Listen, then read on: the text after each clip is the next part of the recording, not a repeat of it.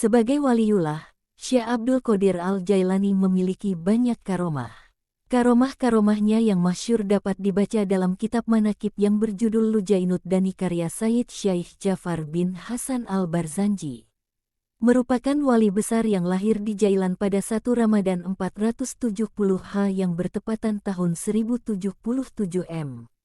Waliullah yang bernama lengkap Sayyid Muhyiddin Abu Muhammad Abdul Qadir bin Abi Sholih Musa Zangi Dausat Al-Jailani ini wafat di Baghdad pada 11 Rabiul Tsani 561 1166 M. Syekh Abdul Qadir Al-Jailani semasa hidupnya dikenal pendiri Thariqah Qadiriyah. Jemaahnya tersebar di berbagai negara, termasuk jemaahnya banyak di Indonesia. Manakib Syekh Abdul Qadir Al-Jailani sering dibacakan terutama oleh kalangan Nahdiyin. Bahkan, tradisi manakiban dengan membaca sirah perjalanan Syekh Abdul Qadir Al-Jailani ini sudah menjadi rutinitas dalam pengajian mingguan atau bulanan. Qadir Al-Jailani semasa hidupnya dikenal pendiri Thariqah Qadiriyah. Jemaahnya tersebar di berbagai negara, termasuk jemaahnya banyak di Indonesia. Manakib Syekh Abdul Qadir Al-Jailani sering dibacakan terutama oleh kalangan Nahdiyin. Bahkan, tradisi manakiban dengan membaca sirah perjalanan Syekh Abdul Qadir Al-Jailani ini sudah menjadi rutinitas dalam pengajian mingguan atau bulanan. Sebagai waliullah, Syekh Abdul Qadir Al-Jailani memiliki banyak karomah. Karomah-karomahnya yang masyhur dapat dibaca dalam kitab manakib yang berjudul Lujainud Dani karya Sayyid Syekh Jafar bin Hasan Al-Barzanji. Kisah karomah Syekh Abdul Qadir Al-Jailani dalam bahasa Indonesia juga terdapat dalam buku Karomah Syekh Abdul Qadir Al-Jailani yang ditulis M. Zainuddin. Mengutip laduni.id, di antara karomah Syekh Abdul Qadir Al-Jailani yang masyhur tersebut adalah 7 karomah berikut ini. Berpuasa sejak bayi. Saat masih bayi Syekh Abdul Qadir Al-Jailani tidak pernah minum air susu ibunya ketika memasuki bulan Ramadan. Beliau turut berpuasa dan tidak ingin makan apapun, meski saat itu beliau masih bayi. 2. Ditantang oleh 100 ulama. Syekh Abdul Qadir Al-Jailani pernah didatangi oleh 100 ulama untuk coba menandingi keilmuan beliau. Setelah 100 ulama itu tiba di rumahnya, mereka dipersilahkan duduk, kemudian Syekh Abdul Qadir menundukkan kepala, lalu dari dada beliau keluarlah cahaya terang.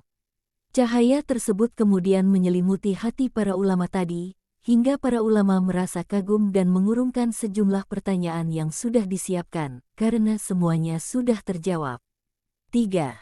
Menghidupkan bangkai ayam. Suatu ketika, Syekh Abdul Qadir Al-Jailani berada di warung. Kemudian ada seorang wanita menantang beliau agar menunjukkan kewaliannya. Namun, saat itu beliau tidak mau, tidak lain adalah karena ketawaduannya yang merasa bahwa dirinya hanyalah orang biasa. Setelah itu, ternyata wanita tadi melempari beliau dengan bangkai ayam. Maka, seketika itu Syekh Abdul Qadir Al-Jailani mengambil bangkai ayam yang dilempar tersebut dan berdoa kepada Allah. Dan ternyata bangkai ayam tadi bisa hidup kembali. 4. Berguru kepada Nabi Khidir. Pada usianya yang sudah matang, Syekh Abdul Qadir Al-Jailani pernah didatangi oleh seseorang yang arif. Tapi beliau tahu bahwa orang tersebut adalah Nabi Khidir. Lalu Syekh Abdul Qadir berkata kepada Nabi Khidir, "Wahai Khidir, sesungguhnya kamu tidak akan sanggup bersamaku, sebab aku bukanlah seperti Nabi Musa." Tetapi karena pernyataan itu, maka Nabi Khidir pun menerimanya menjadi murid. 5. Memerintah angin. Suatu saat Syekh Abdul Qadir sedang ada di sawah. Beliau melihat seorang nenek yang menangis karena padinya dimakan oleh burung-burung.